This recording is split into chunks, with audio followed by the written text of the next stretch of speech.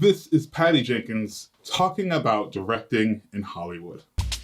There was a period of time not long right before I made Wonder Woman that the bottom had fallen out of the indie film market completely. So the films that I had ready to go, nobody wanted to make. They didn't even want to read them. And it was only IPs, and I was meeting on IPs, and there was a period of time there that I was like, ugh, I just want to leave Hollywood. Like, I don't know that I'm gonna, it's ironic that I turned around and then made Wonder Woman, but at the moment, it's like, this might not be for me. Maybe I need to move to Europe or something because I don't know how to fit myself into this, and they don't want to see my film, and like they don't even want to read, And so, yeah, I've definitely had a pretty dark moment right before I made Wonder Woman where I was like, I'm having why I can't find the fit that If you works. left film, what would you do? I'd be a psychologist. Oh, I love people. Yeah. It's my interest in art and film is greatly fueled on the other side by my curiosity about people, which is why I'm interested in telling their stories, whether it be about why you would become that serial killer or what it would feel like to have tremendous power. And this is Required Watching, where we watch the essential films from lists of cinematic influencers and look at them through the lens of learning about filmmaking and how to move forward. I'm your host, Trey. Today we're talking about Monster, based on the life of Aileen Wuornos, a Daytona Beach prostitute who becomes America's first serial killer, female serial killer. Much like the theme of this month, which is female directors. This is directed by Patty Jenkins, written by Patty Jenkins, and stars Charlize Theron, Christina Ricci, and Bruce Dern. Okay, so if you're like me, you've definitely heard of this movie. It isn't too far ago now that this movie premiered, but I couldn't place it. And when talking about female directors, I really wanted to take a peek at some of our own homegrown American female directors, right? And Patty Jenkins is someone that I think about quite often because I think her journey has been quite interesting. But I couldn't get Monster out of my head. And of course, I didn't want to review Wonder Woman. I wanted to go back and review some of her other work. And you'll see very quickly that one of our fun facts of this particular film is that this was her first film, and her next film wasn't 14 years later with Wonder Woman. Yes, she continued working, but as you heard, Patty Jenkins' career is, I'll be honest, it's an issue. I think Patty Jenkins is a wonderful director. I think what she chooses to put into the screen is personal to her. I'm not saying the stories are like depicting her life, but I think she has a real passion for it. And I think, I believe I saw in an interview that she said that if she wasn't filmmaking, she'd probably become a psychologist because her interest in filmmaking is much more about the dynamics of people and what, specifically, whether it was a woman who decided to murder for whichever reasons, and there are a ton, or a woman with all the power in the world, which is Wonder Woman. And I think when you listen to somebody, when you listen to a filmmaker, when you listen to a creative of any kind, talk about their art like that, and then you watch and see what they actually can produce, you know that they care. And I think Patty Jenkins really, really cares. And it's a shame that we weren't able to see some of her other projects that perhaps fell through before she got to Wonder Woman. But I have really high hopes that we will get to see more of her that's out of the superhero genre, or at least maybe take different turns in the superhero genre. I do think she has stories to tell, and I think as a writer, and director, she really has the ability of translating a story in ways that I think are powerful, and that's the case with Monster.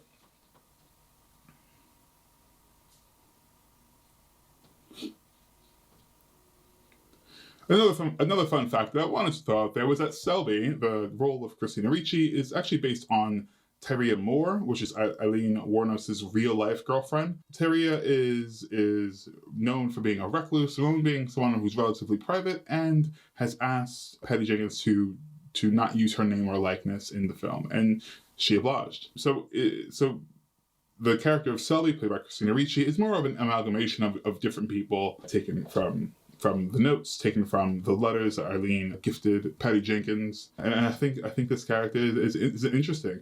If anything, I would love to have seen more of this character. I would love to know a little bit more about her life, because I think the role that Christina Ricci plays leads me as an audience member, and I think rightfully so, to be a little bit more curious about how much she knew, how much she cared, because we watch her as, this church-going lesbian who has to go back to her parents' closet, as she's quoted saying. And then we find out that she knows about the murders. And before that, she says, why don't you go back to being a prostitute to give us money? So I think her journey very specifically is a very interesting one that we aren't able to discover within the film. But of course, we have Eileen to follow in this film, and I think there was a great balance in that.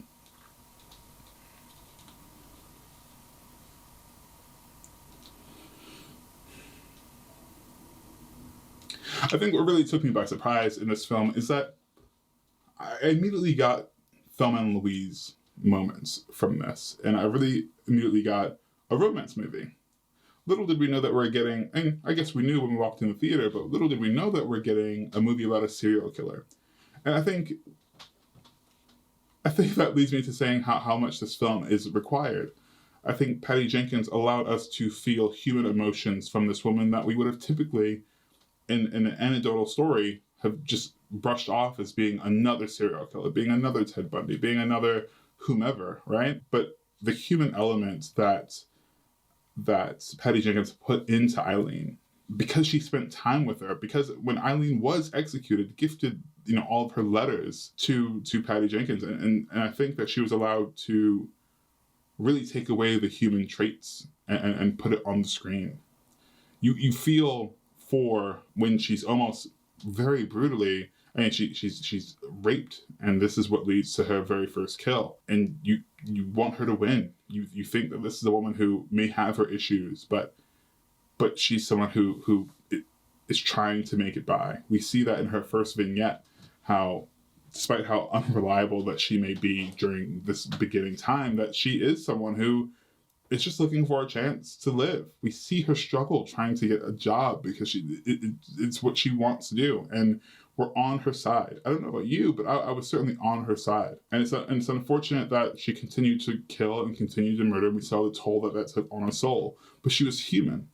So I think as we look at the different films that we want to make, that's the thing that everyone will continue to hammer home, and that's the reason why this film made as much money and got the awards that it did. I'm not talking about the Academy Awards, because I think it's a true shame that it was only nominated for one, and that was for Charlize Theron in Best Actress, and she won. And again, true shame. But I think this movie was a success, and it's a shame that only 14 years later were we able to see Patty Jenkins' name up on a screen again. The big screen specifically. She continued to work in television, but the way she continues, and I do think this is why Wonder Woman was such a hit, the way she continues to portray women specifically with human qualities, so we can all relate to these qualities, right? But it's allowing these women to have this agency that I think was so relatable. But anyways, I could be completely wrong. What did you guys think of this film? I know I didn't talk about the hair, makeup, and the transformations and the wardrobes, which is what I truly loved about this film, but I'm not sure if it's exactly necessary. I do love that we were allowed to see Charlize Theron completely morph and change into a completely different person, but this is very much like, what Jared Leto did in House of Gucci most recently, and what actors do all the time. So that is something I want to point out, but I'm not sure if it's necessary to point out. I think what's much more important about that is that Charlize Theron was able to act her ass off and become this character. It has nothing to do with the hair and makeup, which certainly lend to the effect, of course, but these women, Charlize and Christina, were able to really put themselves out there, and I would love to talk to Charlize and know what that must have been like to be in that headspace. But yeah, again, am I wrong? Let me know. And listen, thanks for watching. This is fun. It's fun talking about movies, and I hope that we can make this much more of a conversation and not just me monologuing about the movies that I like. So let me know. Let me know down in the description. Let's chat about it more. If you have any recommendations, of course, leave us a comment and let us know what you're into. If someone's recommended something to you over and over and over again, let us know. We'll watch it for you and let you know if it's required watching. Peace.